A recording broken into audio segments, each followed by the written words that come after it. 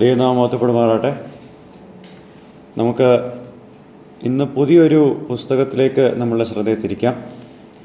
സെഫന്യാവിൻ്റെ പുസ്തകത്തിൽ നിന്നാണ് നമ്മൾ ഇനിയുള്ള ചില ആഴ്ചകൾ പഠിക്കാൻ പോകുന്നത്. എനിക്ക് ഉറപ്പുള്ളൊരു കാര്യമുണ്ട്, നമ്മളിൽ ആരും ഇതുവരെ ഈ പുസ്തകത്തിൽ നിന്നും ഒരു സന്ദേശം കേട്ടിട്ടുണ്ടാവില്ല. ശരിയല്ലേ? ഏറെക്കുറെ വെറുതെ ആണെങ്കിൽ പോലും ഒരു വാക്യവും ഇതിൽ നിന്ന് ആരും വായിച്ച് കേട്ടതായിട്ടോ ഒരു പ്രസംഗം കേട്ടതായിട്ടോ ഞാൻ ഓർക്കുന്നില്ല. എന്നാൽ നമുക്കിന്ന് അതൊന്ന് ശ്രമിക്കാം.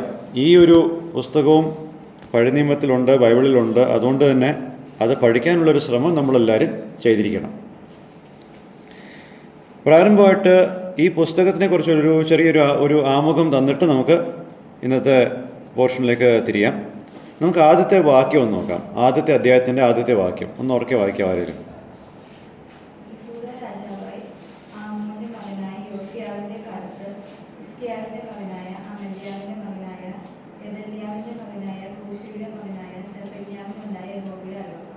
ഓക്കെ, അപ്പോൾ ഈ പുസ്തകം സെഫന്യാവിനെ പരിചയപ്പെടുത്തുന്നത് തന്നെ ആമോൻ്റെ മകനായ യോശിയാവിൻ്റെ ദിവസങ്ങളിൽ യഹോവയുടെ അരുളപ്പാട് ലഭിച്ച ഒരു വ്യക്തിയായിട്ടാണ്. അപ്പോൾ ഈ ഒരു പരിചയപ്പെടുത്തൽ നിന്നും രണ്ട് കാര്യങ്ങളാണ് ആദ്യം നമ്മൾ മനസ്സിലാക്കേണ്ടത്. ഈ പുസ്തകത്തിൻ്റെ കുറച്ചുകൂടെ അധ്യായത്തിന് ശേഷം നമ്മൾ കാണുമ്പോൾ മനസ്സിലാക്കേണ്ടത്, അല്ലെങ്കിൽ മനസ്സിലാക്കാൻ സാധിക്കുന്നൊരു കാര്യം, യോശിയാവിൻ്റെ കാലഘട്ടത്തിൽ തന്നെ ശുശ്രൂഷ ആരംഭിച്ച യെരമ്യാവിൻ്റെ സമകാലികനാണ് സെഫന്യാവ്. പലപ്പോഴും നമ്മൾ യെരമ്യാവിൻ്റെ പുസ്തകം ഒന്ന് വായിച്ചു വിടുമ്പോൾ ആ ഒരു ക്രമത്തിൽ നമ്മളിങ്ങനെ വായിച്ചു പോയി കഴിഞ്ഞിട്ട് പിന്നെ സെഫന്യാവിലേക്ക് നമ്മളെത്തും. പക്ഷെ മറന്നു പോകുന്നൊരു കാര്യമുണ്ട്, ഈ രണ്ടുപേരും ഒരേ കാലയളവിൽ ജീവിച്ച വ്യക്തികളാണ്, അല്ലെങ്കിൽ പ്രവർത്തിച്ചിരുന്ന വ്യക്തികളാണ്. അതോടൊപ്പം തന്നെ നഹൂമും ഈ കാലഘട്ടത്ത് നിനവയുടെ നാശത്തെപ്പറ്റി പ്രവചിച്ചു. ഹബക്കുക്ക് യെരൂശലേമിൻ്റെ നാശത്തെപ്പറ്റി പ്രവചിച്ചു. അപ്പോൾ ഈ നാല് പേരും സമകാലികന്മാരാണ്: ജെറമ്യ, സെഫന്യ, നഹൂം, ഹബക്കുക്ക്. ഓക്കെ, ഇതാണ് ഒന്നാമത്തെ കാര്യം. ഇനി ഇവിടെ ഇദ്ദേഹത്തിൻ്റെ ഒരു വംശാവലി രേഖപ്പെടുത്തുമ്പോൾ സെഫന്യാവിനെ കണക്ട് ചെയ്യുന്നത് ഹെസക്യ എന്ന് പറയുന്ന വ്യക്തിയായിട്ടാണ്. അപ്പോൾ ഒരു പക്ഷേ യോശിയാവിൻ്റെ വല്യപ്പച്ചൻ്റെ അപ്പനായ ഹെസക്യാവായിരിക്കും ഇദ്ദേഹം. That's the same Hezekiah. അങ്ങനെയാണെങ്കിൽ ഇപ്പോൾ രാജാവായിരിക്കുന്ന യോശിയാവിൻ്റെ ഒരു അകന്ന ബന്ധത്തിൽപ്പെട്ട ഒരാളാണ് സെഫന്യ. അപ്പോൾ ഇത്രയും കാര്യങ്ങളാണ് ഒരു ആമുഖമായിട്ട് ഇദ്ദേഹത്തെ പറ്റി നമുക്ക് അറിയാൻ സാധിക്കുന്നത്. അടുത്തത്, ഈ പുസ്തകം എപ്പോഴെഴുതി എന്നുള്ളത് നമുക്കൊന്ന് ശ്രദ്ധിക്കാം. വടക്കേ രാജ്യമായ ഇസ്രായേൽ അസീറിയൻ പ്രവാസത്തിലേക്ക് പോയി കഴിഞ്ഞ ഒരു 90-110 വർഷങ്ങൾക്കുള്ളിൽ എഴുതിയ ഒരു പുസ്തകമാണ് ഇത്. അപ്പോൾ ഇസ്രായേൽ ശലോമോൻ്റെ സമയത്തിന് ശേഷം രണ്ടായിട്ട് വിഭജിച്ചല്ലോ, വടക്കേ രാജ്യവും തെക്കേ രാജ്യവും. വടക്കേ രാജ്യമായ ഇസ്രായേൽ അസീറിയൻ പ്രവാസത്തിലേക്ക് പോകുന്ന കണ്ട സദസ്സിലേക്കാണ് ഇദ്ദേഹം ഇത് എഴുതുന്നത്, തെക്കേ രാജ്യത്തിലെ ആൾക്കാർക്ക്. അപ്പോൾ വടക്കേ രാജ്യം പ്രവാസത്തിലേക്ക് പോയതിൻ്റെ മൂല കാരണം വിഗ്രഹാരാധനയാണെന്നുള്ളത് 2 രാജാക്കന്മാർ 17:7 മുതലുള്ള വാക്യങ്ങളിൽ വ്യക്തമാണ്. അത് തെക്കേ രാജ്യക്കാർക്ക് അറിയാം. ഓക്കെ, ഇനി നമുക്ക് ഒന്നാമത്തെ അധ്യായത്തിൻ്റെ 2-3 വാക്യങ്ങളൊന്ന് വായിക്കാം. ഒന്ന് ഓടിച്ച് വായിക്കാം. വായിച്ചോ.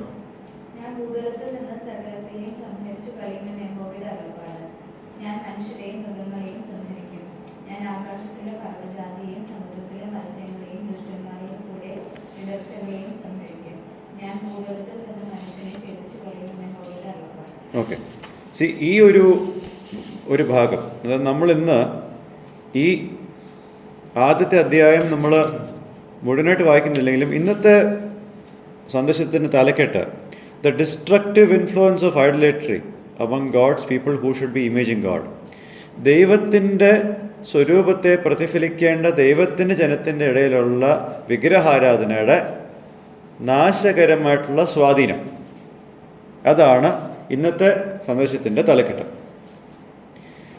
2-3 വാക്യങ്ങളിൽ നമ്മൾ ഇപ്പോൾ കാണുന്നത് താൻ സൃഷ്ടിച്ച സൃഷ്ടിയുടെ മേൽ തൻ്റെ ശ്രദ്ധയെ പതിപ്പിക്കുന്നതായിട്ടാണ് നമ്മളിവിടെ കാണുന്നത്.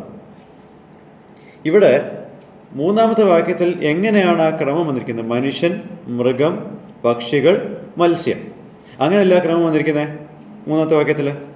എന്നാൽ ഉൽപ്പത്തി നോക്കിയാൽ ഇതിൻ്റെ ഓപ്പോസിറ്റ് ക്രമത്തിലാണ് സൃഷ്ടി നടന്നിരിക്കുന്നത്. നോക്കിക്കേ, ഇവിടെ ഈ ക്രമം നോക്കിക്കേ, മനുഷ്യൻ, മൃഗം, പക്ഷി, മത്സ്യം, ഇവിടെ ഇങ്ങനെ പറഞ്ഞിരിക്കുന്നു. എന്നാൽ ഉൽപ്പത്തിയിൽ നോക്കിയാൽ മത്സ്യത്തെ സൃഷ്ടിച്ചു, പക്ഷികളെ സൃഷ്ടിച്ചു, മൃഗങ്ങളെ സൃഷ്ടിച്ചു, പിന്നെ മനുഷ്യനെ സൃഷ്ടിച്ചു. റിവേഴ്സ് ഓർഡറിലാണ് അത് പറയുന്നത് ഇവിടെ. ഓക്കെ, വേറൊരു കാര്യം കൂടെ ശ്രദ്ധിക്കേണ്ടത്, മനുഷ്യനെ ദൈവം ഇതിൻ്റെ എല്ലാത്തിൻ്റെയും അധികാരം ചെയ്യാനായിട്ട് ദൈവം അവനെ ആക്കി വെച്ചു. അപ്പോൾ മറ്റ് സൃഷ്ടിയെ ദൈവം ഇങ്ങനെ നശിപ്പിക്കുന്നതിൻ്റെ കാരണം, അല്ലെങ്കിൽ അതിനെ നശിപ്പിക്കാൻ തീരുമാനിക്കുന്നതിൻ്റെ കാരണം, മനുഷ്യൻ്റെ ആത്മിക മണ്ഡലത്തിൽ ഒരു മലിനത സംഭവിച്ചപ്പോൾ ആ മലിനത ബാക്കിയുള്ള എല്ലാ ഭാഗങ്ങളിലേക്കും വ്യാപിച്ചു. Okay, the reason God seeks to destroy other creation along with man, മനുഷ്യനെയും കൂടെ നശിപ്പിക്കുന്നുണ്ട്. ഓക്കെ, അതെന്താണെന്ന് ചോദിച്ചാൽ മനുഷ്യൻ്റെ corruption, man's corruption in a spiritual realm has and estrangement from God, ദൈവത്തിൽ നിന്നുള്ള അകൽച്ച has negatively affected the rest of creation and so God seeks to destroy everything. അതുകൊണ്ടാണ് ദൈവം സകലത്തിനെയും നശിപ്പിക്കുവാൻ ശ്രമിക്കുന്നത്. ഇനി 3-ാമത്തെ വാക്യത്തിൽ മനുഷ്യൻ എന്തുകൊണ്ടാണ് ദൈവത്തിൽ നിന്നും അകന്നു പോയത് എന്നുള്ളതിൻ്റെ കാരണവും നമുക്കവിടെ കാണാൻ സാധിക്കുന്നുണ്ട്. Along with the intent to destroy man, beasts, birds and flesh, what does he do? അവർക്ക് ദൈവത്തോടുള്ള ആ തടസ്സത്തിൻ്റെ നീക്കിമാറ്റലും അവിടെ പറയുന്നുണ്ട്. ദൈവവും ഇവരും തമ്മിലുള്ള അകൽച്ച ഉണ്ടാക്കിയത് എന്താണോ അതിനെയും ദൈവം അഡ്രസ്സ് ചെയ്യുന്നുണ്ട്.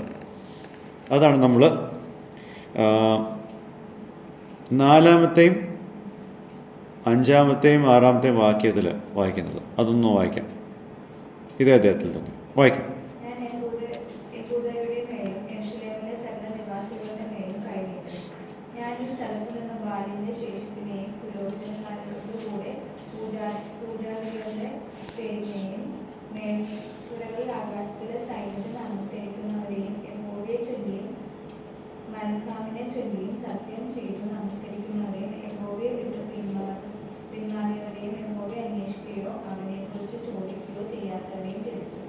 ഓക്കെ, അപ്പോൾ വിഗ്രഹാരാധനയാണ് ഇവരെ ദൈവത്തിൽ നിന്നും അകറ്റുന്നത്.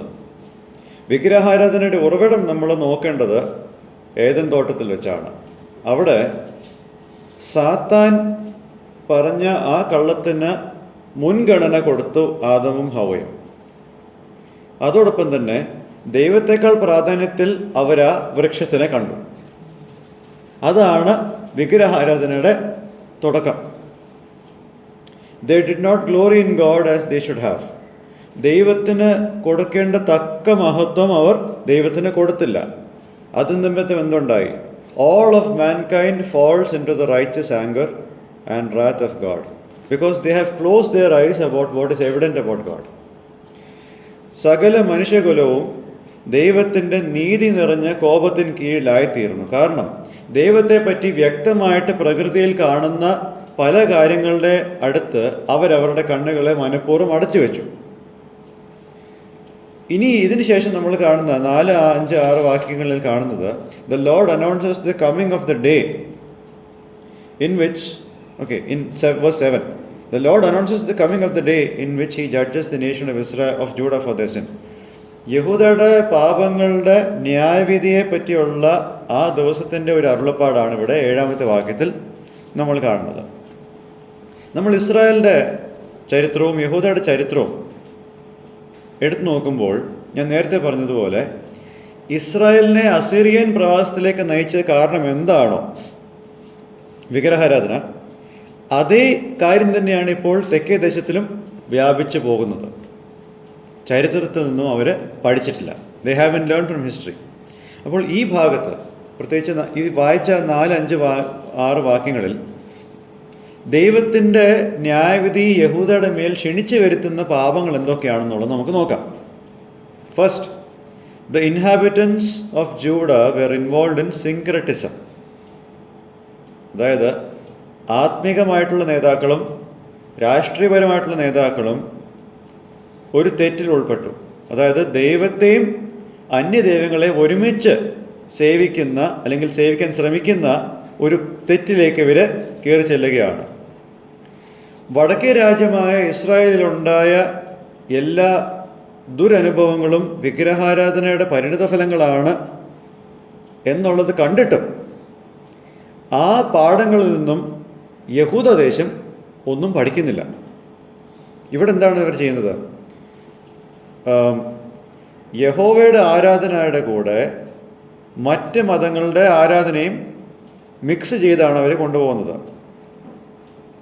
ഓക്കെ, ഇവിടെ എന്താണ് നമ്മൾ കാണുന്നത്? 4-ാമത്തെ വാക്യത്തിൽ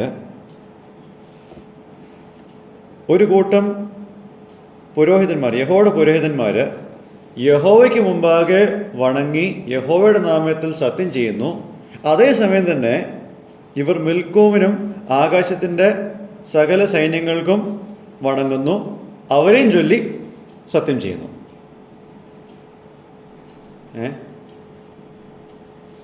ഇതാണ് ഇവിടെ നടക്കുന്ന ഒരു കാര്യം. രണ്ടാമത്തെ കാര്യം, we see a group of people who are outrightly idolaters having no qualms of turning away from the Lord. തുറന്നടിച്ച ഉള്ള ഒരു വിഗ്രഹാരാധനയുടെ ഒരു സിസ്റ്റം ഇവരുടെ ജീവിതത്തിലുണ്ട്. ദൈവത്തിൽ നിന്നും മാറിപ്പോകുന്നതിനെ പറ്റി ഇവർക്ക് യാതൊരു ലജ്ജയോ കുറ്റബോധമോ ഇല്ലാത്ത ഒരു തലമുറയാണ് നമ്മളിവിടെ കാണുന്നത്. 4-6 വാക്യങ്ങളിൽ അവർ തിരിഞ്ഞു പോകുന്നു എന്നുള്ളത് പറയുന്നു. they don't inquire of him. അവനിൽ നിന്നും ഒന്ന് അന്വേഷിക്കുകയോ ആലോചന സ്വീകരിക്കുകയോ ഒന്നും ചെയ്യുന്നുമില്ല. These were the priests of Judah origins involved in blatant idol worship. എല്ലാവരും കാണുകയും ധൈര്യത്തോടു കൂടിയിട്ട് വിഗ്രഹാരാധനയിൽ ഏർപ്പെടുന്നത് ആരാ? പുരോഹിതന്മാരാണ്. സോ ഇങ്ങനെ യഹോവയുടെ ആരാധനയിൽ നിന്നും മാറിപ്പോയി വിഗ്രഹാരാധനയിലേക്കും ഇതിനെ മിക്സ് ചെയ്തിട്ടുള്ളൊരു സിസ്റ്റത്തിലേക്ക് ഇവർ തിരിഞ്ഞപ്പോൾ എന്താണ് നടന്നത്? പുരോഹിതന്മാർ എന്തായിത്തീർന്നു? വിശുദ്ധമായതിനെ അശുദ്ധമാക്കുന്ന ഒരു കൂട്ടമായി ഇവർ മാറി. അതോടൊപ്പം തന്നെ 3-ാമത്തെ അധ്യായത്തിൻ്റെ 4-ാമത്തെ വാക്യത്തിൽ പുരോഹിതന്മാരെ പറ്റി എന്താണ് പറഞ്ഞിരിക്കുന്നത്? Her priests have profaned the sanctuary. They have done violence to the law. അതൊന്ന് വായിച്ചേ. 3-ാമത്തെ അധ്യായത്തിൻ്റെ 4-ാമത്തെ വാക്യം.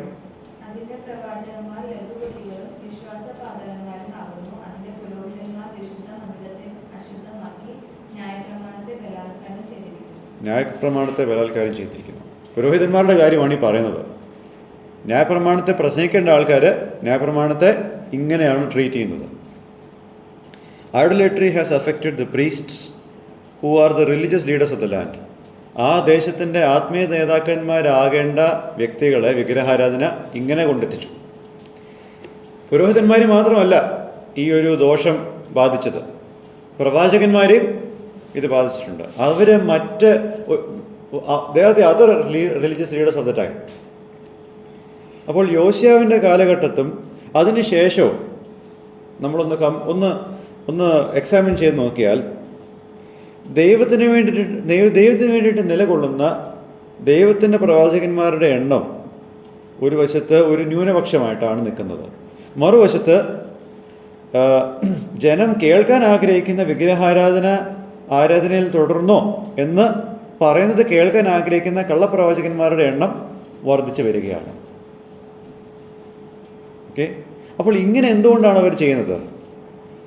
3-ാമത്തെ അധ്യായത്തിൻ്റെ 4-ാമത്തെ വാക്യത്തിൻ്റെ ആരംഭത്തിൽ നമ്മളിങ്ങനെ കാണുന്നു, their love for money and acceptance. പണത്തിന് വേണ്ടിയിട്ടും ജനത്തിൻ്റെ സ്വീകാര്യതയ്ക്ക് വേണ്ടിയിട്ടും അവർ ഇങ്ങനെയായിത്തീർന്നു എന്നുള്ളതാണ്. അവർ വളരെ അഹങ്കാരികളാണ്. they are reckless എന്ന് വെച്ചാൽ their audacity in passing off their own words as genuine prophecies of the Lord. അവരുടെ തന്നെ ആലോചനയിൽ പിറന്ന വാക്കുകളെ യഹോവയുടെ അരുളപ്പാടായിട്ട് അവതരിപ്പിക്കുന്നതിൽ അവർക്ക് യാതൊരു ലജ്ജയുമില്ലെന്നുള്ളതല്ല, ഉള്ളത് മാത്രമല്ല, അവരത് വളരെ ധൈര്യമായിട്ട് ഒരു കൂസലില്ലാതെ അങ്ങ് ചെയ്യുക. They are treacherous deceitful men. അപ്പോൾ പുരോഹിതന്മാരെയും പ്രവാചകന്മാരെയും ഇത് ബാധിച്ചിട്ടുണ്ട്. അതോടൊപ്പം തന്നെ തിരിച്ച് 1-ാമത്തെ അധ്യായത്തിലേക്ക് നമുക്ക് മടങ്ങി വരാം. 8-ാമത്തെ വാക്യം, നമുക്ക് 7-8 വാക്യങ്ങളൊന്ന് വായിച്ചു.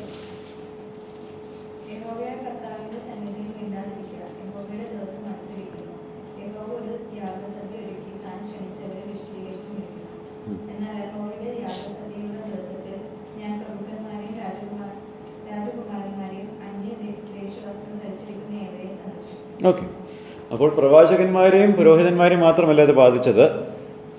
It has affected the political leaders also. ആ രാജ്യത്തിനെ രാഷ്ട്രീയപരമായിട്ട് നയിച്ച ആൾക്കാരെയും ഇത് ബാധിച്ചു. ഇവിടെ ഇങ്ങനെയുള്ള കൂട്ടരുടെ ഇടയിലാണ് ദൈവത്തിൻ്റെ ന്യായവിധി ഇപ്പോൾ ഡയറക്റ്റ് ആകുന്നത്. ഇപ്പോൾ ഇവിടെ മനസ്സിലാക്കേണ്ട ഒരു കാര്യം, ഇത് എഴുതുന്ന സമയത്ത് അല്ലെങ്കിൽ ഇത് നടക്കുന്ന സമയത്ത് യഹൂദ രാജ്യത്തിലെ അവസാനത്തെ നല്ല രാജാവായിരുന്നു യോശിയാവ്. ഓക്കെ, പക്ഷെ അതിനുശേഷം വന്ന തൻ്റെ മക്കൾ യഹോആഹാസ്, ജെഹോയാക്കിം, സെദക്കിയ, ജെഹോയാക്കിമിൻ്റെ മകൻ ജെഹോയാക്കിൻ, ഇവരെല്ലാവരും ദൈവത്തിൻ്റെ വഴികളിൽ നടന്നവരല്ല. ഓക്കെ, അപ്പോൾ വിഗ്രഹാരാധന ഈ രാജാക്കന്മാരെയും എങ്ങനെയാണ് മാറ്റിയതെന്നുള്ളതും നമുക്കിവിടെ വ്യക്തമായി കാണുന്നൊരു കാര്യമാണ്. What have they become? They have become roaring lions. അലറുന്ന സിംഹം പോലെ ഇവർ ആയിത്തീർന്നു. പിന്നെ like evening wolves they devour everything. സന്ധ്യ ആകുമ്പോൾ ഇറങ്ങുന്ന ചെന്നായ്ക്കളെ പോലെ ഇവർ എല്ലാം അങ്ങ് നശിപ്പിക്കാൻ വേണ്ടിയിട്ടങ്ങ് ഇറങ്ങുകയാണ്. നമുക്ക് നോക്കാം 3-ാമത്തെ അധ്യായത്തിൻ്റെ 3-ാമത്തെ വാക്യം. ഈ പ്രഭുക്കന്മാരെ പറ്റിയാണ് അവർ അവിടെ പറയുന്നത്. ഒന്ന് വായിച്ചേ.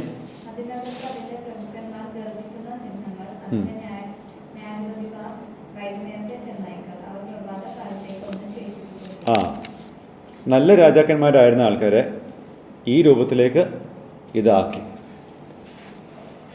Okay, how does it transform somebody? It's beyond our comprehension. വിഗ്രഹാരാധന എന്ന് പറയുന്ന ഒരു കാര്യം ഇത്രയും അപകടകാരിയാണെന്ന് നമുക്കൊന്ന് ചിന്തിച്ച് നോക്കിയാൽ ഇത് കണ്ടാൽ മനസ്സിലാവും how dangerous it is. Okay, പുരോഹിതന്മാർ, പ്രവാചകന്മാർ, രാജാക്കന്മാർ. ഇനി നമുക്ക് 1-ാമത്തെ അധ്യായത്തിൻ്റെ 9-ാമത്തെ വാക്യം. അവിടെ സാധാരണ വ്യക്തികളെയും അവിടെ ബാധിച്ചിട്ടുണ്ട്. ഒരു സിദ്ധാന്തം ഞാനിവിടെ നിങ്ങളുടെ മുമ്പാകെ അവതരിപ്പിക്കുകയാണ്. One can only be as good as its leaders are. ഒരു സദസ്സിന് അവരുടെ നേതാക്കന്മാരുടെ മാനദണ്ഡത്തെക്കാൾ ഉയരുവാൻ സാധിക്കത്തില്ല എന്നുള്ള ഒരു പൊതു തത്വമുണ്ട്. അതിവിടെയും സത്യമാണ്. So it is with the common people who treat pagan gods with utmost reverence, just like the leaders do. നേതാക്കന്മാർ തന്നെ വിഗ്രഹാരാധികളിൽ വളരെ താല്പര്യമായിട്ട് അത് ചെയ്യുന്നെങ്കിൽ അവരുടെ പ്രജകളും എങ്ങനെയായിരിക്കും? അത് തന്നെയായിരിക്കും, അല്ലാതെ വരാൻ വഴിയില്ല. ഇപ്പോൾ 1-ാമത്തെ അധ്യായത്തിൻ്റെ 9-ാമത്തെ വാക്യത്തിൻ്റെ ആദ്യ ഭാഗത്ത് ഒരു പദപ്രയോഗമുണ്ട്. ഒന്ന് വായിച്ചത്.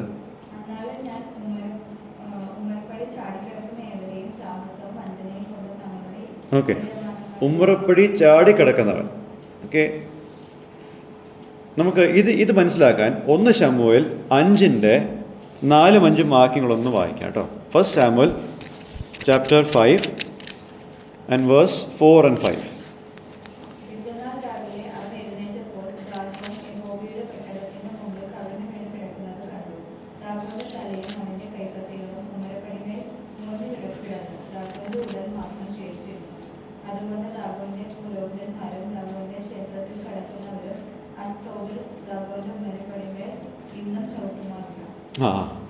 അപ്പോൾ 1 ശമൂവേൽ 5 ദാഗോന്റെ വിഗ്രഹത്തിനെ മലിനമാകാതിരിക്കാൻ വേണ്ടിയിട്ട് അങ്ങനെ ചാടിക്കിടക്കുന്ന ഒരു പ്രവണത ഉണ്ടല്ലോ. To treat the idol with reverence.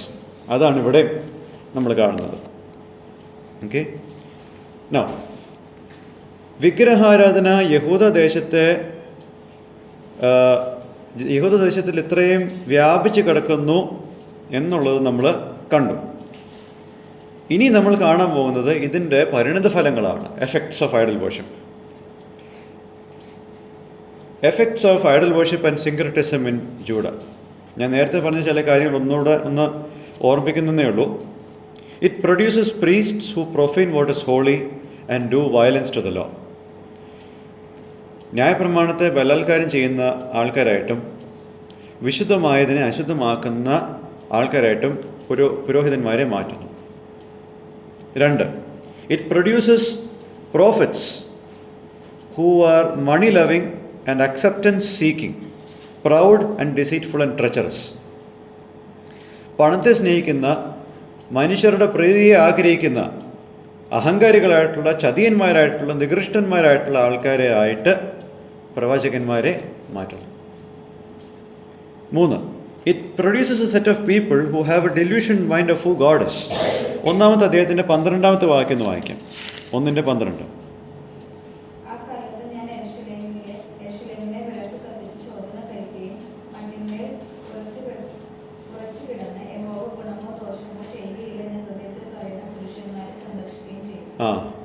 അപ്പോൾ യഹോവയെ പറ്റിയുള്ള ഇവരുടെ ധാരണ എന്താ?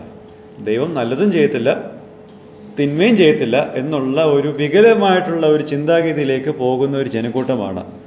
അവരുടെ ഇടയിൽ ദൈവം അന്വേഷിച്ച് ചെല്ലുകയാണ്, രാത്രി ഒരു വിളക്കും വെച്ചുകൊണ്ട്. അവരുടെ ഹൃദയത്തിൽ അവരെന്താ പറയുന്നത്? ഇതൊക്കെയാണ് പറയുന്നത്. Who are stagnant in spirit.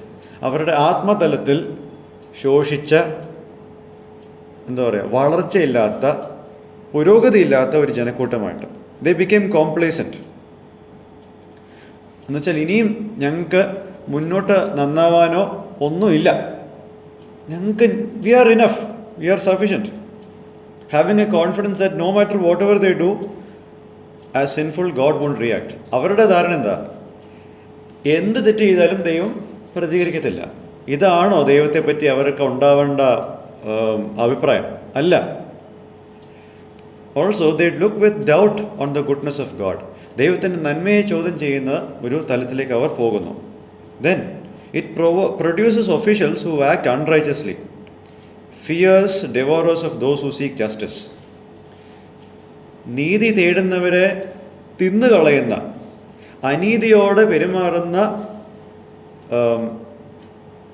ഒഫീഷ്യൽസിനെ ഉളവാക്കുന്നു. Then it produces people who outrageously turn against God. തുറന്ന് അടിച്ച പോലെ തന്നെ ദൈവത്തിനെതിരെ തിരിയുന്ന ഒരു ജനക്കൂട്ടത്തെ വിഗ്രഹാരാധന ഉളവാക്കുന്നു. ഇനി അടുത്തായിട്ട് നമ്മൾ കാണുന്നത് God's announcement of his destructive work on the earth and Judah because of their failure to image God. യഹൂദ ദൈവത്തെ പ്രതിഫലിക്കുന്ന കാര്യത്തിൽ പരാജയം സംഭവിച്ചതുകൊണ്ട് ദൈവം തൻ്റെ ഭൂമിയെയും യഹൂദ ദേശത്തെയും നശിപ്പിക്കുന്ന ഒരു അരുളപ്പാട് കൊടുക്കുന്നു. The reason for man's creation was that he images God's rule of goodness or everything that God has made. ദൈവം മനുഷ്യനെ സൃഷ്ടിക്കുമ്പോൾ ദൈവം വിഭാവന ചെയ്തത് മനുഷ്യൻ ദൈവത്തിൻ്റെ നന്മയെ ദൈവത്തിൻ്റെ മറ്റ് സൃഷ്ടിയുടെ മേൽ കാണിക്കണമെന്നുള്ളതാണ്, അത് പ്രതിഫലിക്കണമെന്നുള്ളതാണ്. പക്ഷേ അവർ ദൈവത്തിനെതിരെ മറുതലിച്ചപ്പോൾ അവരെ ആരാണ് വശീകരിച്ചത്? ആ വശീകരിച്ച വ്യക്തിയുടെ സ്വഭാവം പേർന്നവരായി മാറി. They became image bearers of the one who tempted them and they don't resemble God anymore. അതിനുശേഷം അവർ ദൈവത്തെ പ്രതിഫലിക്കുന്ന ജനമായി മാറിയിട്ടില്ല. That's their problem. അപ്പോൾ സെഫന്യായിൽ കൂടെ നമ്മൾ നോക്കുമ്പോൾ നമ്മൾ കണ്ട ഒരു കാര്യമാണ്, the officials and the religious leaders don't image the God who dwells in their midst. അവരുടെ ഇടയിൽ വസിക്കുന്ന ദൈവത്തിനെ പ്രതിഫലിക്കാൻ ഇവർക്ക് ആർക്കും സാധിക്കുന്നില്ല. 3-ാമത്തെ അധ്യായത്തിൻ്റെ 5-ാമത്തെ വാക്യം നോക്കാം. അവരുടെ ഇടയിൽ വസിക്കുന്ന യഹോവ എങ്ങനെയുള്ള ഒരാളാണ് നോക്കി.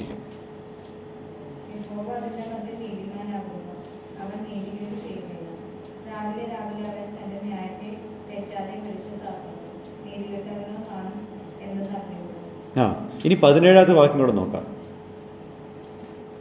നിന്റെ ദൈവമായ യഹോവ രക്ഷിക്കുന്ന വീരനായി നിന്നെ മധ്യയിരിക്കുന്നു.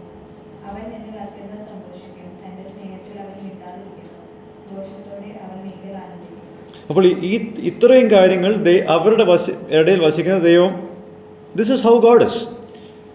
ദൈവം അവരുടെ ഇടയിൽ വസിക്കുമ്പോൾ ഇങ്ങനെയാണ് ഇവർ ആയിരിക്കേണ്ടത്. പക്ഷേ ഇവരെങ്ങനെയാ?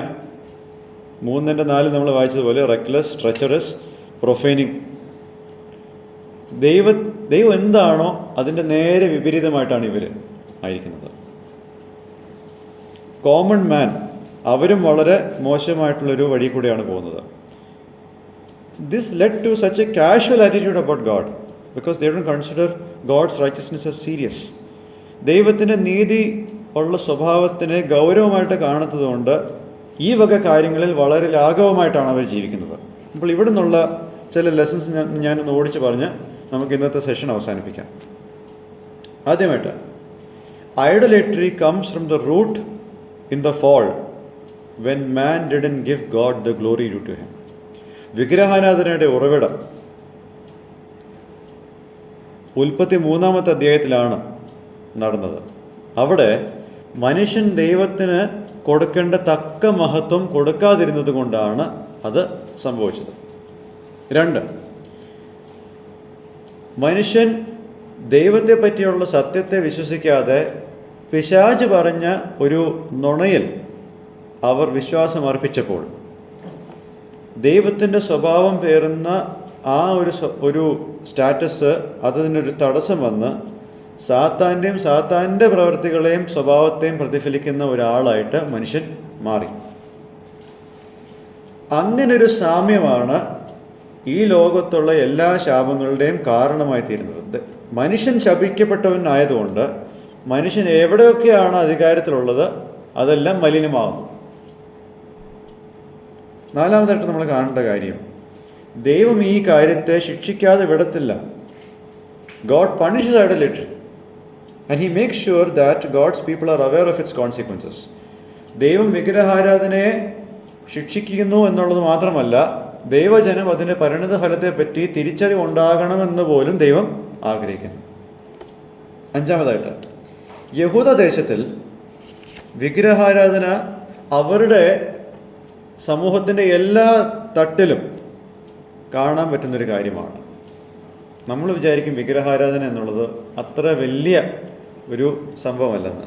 നമ്മളുടെ ജീവിതത്തിൽ എന്താണ് നമ്മൾ ദൈവത്തെക്കാൾ കൂടുതൽ സ്നേഹിക്കുന്നത്, അത് ഇന്നല്ലെങ്കിൽ നാളെ നമ്മളുടെ ജീവിതത്തിൻ്റെ എല്ലാ ഭാഗങ്ങളിലും നമ്മളുടെ ഭവനങ്ങളിലെ എല്ലാ ചോയ്സിലും അത് പ്രതിഫലിക്കും. ഓക്കെ, വിഗ്രഹാരാധന ഈ കൂട്ടത്തെ എല്ലാം അവരുടെ സ്വഭാവത്തെ അവരറിയാതെ തന്നെ മാറ്റുക. എന്നുവെച്ചാൽ അവരിനിയും അവരുടെ സ്വഭാവം നോക്കിയാൽ ഇവർ ദൈവത്തിൻ്റെതാണെന്ന് അവരെ സംശയിക്കേണ്ട ഒരു തലത്തിലേക്ക് അവരുടെ ജീവിതം മാറുക. അതുമാത്രമല്ല, വിഗ്രഹാരാധനയുടെ മറ്റൊരു ദോഷം, ദൈവത്തെ പറ്റിയുള്ള അഭിപ്രായം പോലും മാറി മാറി വരിക. ദൈവം എന്താണോ എന്നുള്ളത് ഒരു വശത്തിരിക്കുന്നു, പക്ഷെ അവർക്ക് ദൈവത്തെ പറ്റിയുള്ള അറിവ് ഉൾട്ടയായി മുഴുവനായിട്ടും തലകീഴായി മാറിക്കഴിഞ്ഞിരിക്കുന്നു. 8-ാമത്തെ കാര്യം, ദൈവത്തെയും വിഗ്രഹാരാധനയും ഒരുമിച്ച് കൊണ്ടുപോകാൻ ശ്രമിക്കുന്നവർക്ക്, അങ്ങനെ ചിന്തിക്കുന്നവർ ഓർക്കേണ്ട ഒരു കാര്യമുണ്ട്. ഇങ്ങനെ ഒരുമിച്ച് കൊണ്ടുപോകാൻ ശ്രമിക്കുമ്പോൾ ദൈവത്തിൻ്റെ എരിവിനെ വെല്ലുവിളിക്കുകയാണ്. You are challenging the jealousy of God. കാരണം ദൈവം ഇവരെ ദൈവത്തിൻ്റെ ജനമാക്കിയതാണ്. They are his and he is theirs. അവർ ദൈവത്തിൻ്റെയും ദൈവം അവരുടെയും ദൈവമാണ്. ഓക്കെ, അപ്പോൾ ഒരു പ്രത്യേക ബന്ധത്തിൽ ദൈവം ഇവരോട് ഇടപെടുമ്പോൾ ഇവരുടെ എല്ലാ കൂറും ഇവരുടെ എല്ലാ ലോയൽറ്റിയും അലീജൻസും ദൈവത്തിന് മാത്രം ഉള്ളതാണ്. അവിടെ 3-ാമത്തെ ഒരു പാർട്ടി വരുമ്പോൾ കൂറ് ആരോടാണെന്നുള്ളത് ദൈവം ചോദിക്കണം. ഇപ്പോൾ ഇതിൻ്റെ ആപ്ലിക്കേഷനായിട്ട് ഞാൻ 3 കാര്യങ്ങൾ പറഞ്ഞ് നമുക്ക് ഇന്നത്തെ സെഷൻ അവസാനിപ്പിക്കാം. ദൈവത്തോട് യേശുക്രിസ്തുവിലൂടെ ബന്ധമില്ലാത്ത ആൾക്കാർ മനസ്സിലാക്കേണ്ട ഒരു കാര്യം, physical and functional idols will lead to God's judgment falling on us. ആക്ഷരികമായിട്ടുള്ള വിഗ്രഹാരാധനയും നമ്മുടെ ജീവിതത്തിൽ നമ്മൾ ദൈവത്തെക്കാൾ സ്നേഹിക്കുന്ന മറ്റ് കാര്യങ്ങളും വിഗ്രഹങ്ങളായിട്ട് മാറുമ്പോൾ അത് നിമിത്തം ദൈവത്തിൻ്റെ ന്യായവിധി മനുഷ്യൻ്റെ മേൽ ഉറപ്പായിട്ടും വന്നിരിക്കും. രണ്ടാമതായിട്ട്, വിശ്വാസികളായ നമ്മളോടും പ്രത്യേകിച്ച് ദൈവത്തോട് ഉടമ്പടിയായിട്ട് നിൽക്കുന്ന നമ്മളോട്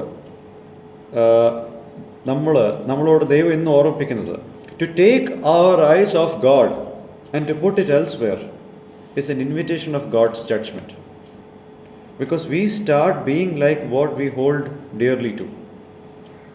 വിഗ്രഹാരാധനയുടെ ഒരു കാര്യം എന്താണെന്ന് ചോദിച്ചാൽ, നമ്മൾ ദൈവത്തിൽ നിന്നും നമ്മളുടെ കണ്ണുകളെ മാറ്റി വേറെ എവിടെയെങ്കിലും, ഇപ്പോൾ നമ്മളാരും ആക്ഷരികമായിട്ടൊരു വിഗ്രഹത്തിന് മുമ്പിൽ വണങ്ങുന്നവരല്ല, അപ്പോൾ ആ കാര്യം ഓർത്ത് നമ്മൾ ഇവിടെ ഡിസ്കസ് ചെയ്യേണ്ട കാര്യമില്ല.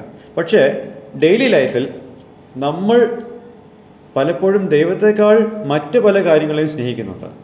അതൊരു പക്ഷേ നമ്മളുടെ അടിസ്ഥാനപരമായിട്ടുള്ള ആവശ്യങ്ങളാകാം, അല്ലെങ്കിൽ നമ്മളുടെ ജീവിത അഭിലാഷങ്ങളാകാം. It could be your needs or it could be your life ambitions. പക്ഷേ ദൈവത്തിനേക്കാൾ കൂടുതൽ പ്രാധാന്യം അതിനൊക്കെ കൊടുക്കുമ്പോൾ നമ്മൾ ന്യായവിധി ക്ഷണിച്ചു വരുത്തുകയാണ്. God demands that we love the Lord with all of our heart, soul, mind and strength. ദൈവം നമ്മളോട് ഇടപെടുമ്പോൾ, നമ്മളോട് കൂടിയിട്ടൊരു ബന്ധം സ്ഥാപിക്കുമ്പോൾ ദൈവം ആഗ്രഹിക്കുന്നത് പൂർണ്ണ ഹൃദയത്തോടെയും പൂർണ്ണ മനസ്സോടെയും പൂർണ്ണ ആരോഗ്യത്തോടെയും എല്ലാം പൂർണ്ണമായിട്ട് നമ്മൾ ദൈവത്തിന് കൊടുക്കണം, സ്നേഹിക്കണം എന്നുള്ളതാണ്. ആ സ്നേഹം ദൈവത്തിന് മാത്രമുള്ളതാണ്, അത് വേറെ ആർക്കും പോകാൻ പാടുള്ളതല്ല. ഇനി അങ്ങനെ പോയാൽ നമ്മൾ ദൈവത്തെ പോലെ ആകുന്നതിന് പകരം നമ്മൾ ആരെയാണോ അല്ലെങ്കിൽ ഏതിനെയാണോ കൂടുതൽ സ്നേഹിക്കുന്നത് അതിനെപ്പോലെ ആവും. മൂന്നാമതായിട്ട്, if we think we can love God and love our idols, Jesus says it is not going to work. മൂന്നാമതായിട്ട്, നമുക്ക് ദൈവത്തെയും അതോടൊപ്പം തന്നെ നമ്മളുടെ പാഷൻ, ഇന്നത്തെ ലോകത്ത് അത് വളരെ തെറ്റിദ്ധരിക്കപ്പെടുന്ന ഒരു വാക്കാണ് പാഷൻ, അംബിഷൻ. എൻ്റെ ഇഷ്ടങ്ങൾ, എൻ്റെ ജീവിത ആഗ്രഹങ്ങൾ എന്നും പറഞ്ഞ് ആൾക്കാർ പലപ്പോഴും എന്താ പറയുക, ശ്രദ്ധ കൊടുക്കേണ്ട കാര്യങ്ങളിൽ ശ്രദ്ധ കൊടുക്കാതെ നെഗ്ലക്റ്റ് ചെയ്ത് പോകുന്ന ഒരു കാലഘട്ടമാണ് നമ്മൾ ഇന്ന് കാണുന്നത്, പ്രത്യേകിച്ച് കുടുംബങ്ങളിൽ. സഹോദരിമാരെ ഞാൻ കുറ്റം പറയുന്നത്, പക്ഷെ പല കുടുംബങ്ങളിലും നല്ലവരായ ഭർത്താക്കന്മാർക്ക് കീഴടങ്ങി നിൽക്കുവാൻ സ്ത്രീകൾ ഇന്ന് തയ്യാറില്ല. ഭർത്താവിൻ്റെ ഡയറക്ഷനിൽ ചൊൽപ്പടിക്ക് നിൽക്കുവാൻ നല്ല ഭർത്താക്കന്മാരുടെ, അത് ഉറപ്പിച്ച് ഞാൻ പറയണം, നല്ല ഭർത്താക്കന്മാരുടെ ഡയറക്ഷനിലും ഗൈഡൻസിലും പ്രൊവിഷനിലും തൃപ്തി കണ്ടെത്താൻ അവർക്ക് പറ്റുന്നില്ല. മറിച്ച് ഭർത്താവിനോ ദൈവം കൊടുത്ത വിഷൻ അല്ലെങ്കിൽ ദൈവം കൊടുത്ത വിളിക്ക് യോജിച്ച് നിന്ന് പ്രവർത്തിക്കാതെ എൻ്റെ ഇഷ്ടങ്ങൾ, എൻ്റെ അംബിഷൻ എന്നും പറഞ്ഞ് വേറൊരു പാരലൽ ഡയറക്ഷനിലേക്ക് പോകുമ്പോൾ you see what is happening. ഇത് ദൈവം ഭർത്താവിന് കൊടുത്ത വിളിയേക്കാൾ കൂടുതൽ സ്നേഹം അവരവരുടെ ഇഷ്ടങ്ങളും അവരുടെ ഹോബീസും അങ്ങനെയൊക്കെ ആകുമ്പോൾ വാട്ട് ഹാപ്പൻസ് ദർ? അന്യ ദൈവങ്ങളെ ആരാധിക്കുന്ന ആൾക്കാരുടെ കുടുംബജീവിതത്തിൻ്റെ ഒരു നേർചിത്രമായിട്ട് ഇത് മാറുക. ശരിയല്ലേ? ദൈവമില്ലാതെ ജീവിക്കുന്ന ഒരു കുടുംബത്തിൽ വിള്ളലുകൾ എങ്ങനെയാണോ ഉണ്ടാവുന്നത്, അതേ വിള്ളലുകൾ ഒരു പക്ഷേ അതേ അളവിൽ തന്നെ ഇവിടെയും സംഭവിക്കുന്നുണ്ട്. കാരണം ദൈവം നൽകിയിട്ടുള്ള മാനദണ്ഡങ്ങൾക്ക് വിധേയപ്പെട്ട് നിൽക്കാതെ, ദൈവം കൊടുത്ത ആ ഒരു വീക്ഷണത്തിൽ തൃപ്തി അണയാതെ പാരലലായിട്ട് എന്തിനേയും കൂടുതലായിട്ട് സ്നേഹിച്ച് അതിൻ്റെ പുറകെ പോകുന്ന ഒരു ഫാമിലി, അവിടെ വിള്ളലുകൾ ഉണ്ടാവും. And that's A sad thing in today's world. അത് വളരെ ദുഃഖിപ്പിക്കുന്ന ഒരു കാര്യമാണ്. ഇതൊന്നും ആരും പറയുന്നില്ല, പക്ഷെ അതെല്ലാം നമ്മൾക്ക് ചുറ്റും നടക്കുന്ന ഒരു ചില കാര്യങ്ങളായിട്ട് ഞാനിത് നിങ്ങളുടെ ശ്രദ്ധപ്പെടുത്തുന്നുണ്ട്. ഓക്കെ, അങ്ങനെ പാരലായിട്ട് കൊണ്ടുപോകാൻ ദൈവം ആഗ്രഹിക്കുന്നില്ല. Jesus says it is not going to work. God is not going to give His glory to another. And He won't tolerate giving of glory to another. ദൈവം ഒരിക്കലും തൻ്റെ മഹത്വം വേറെ ആർക്കും കൊടുക്കുന്നുമില്ല. അത് കൊണ്ടുപോകുവാൻ ദൈവം ആരെയൊട്ട് സമ്മതിക്കത്തുമില്ല. ഓക്കെ, അപ്പോൾ ഇത്രയാണ് ഇന്നത്തെ നമ്മളുടെ വിഷയം.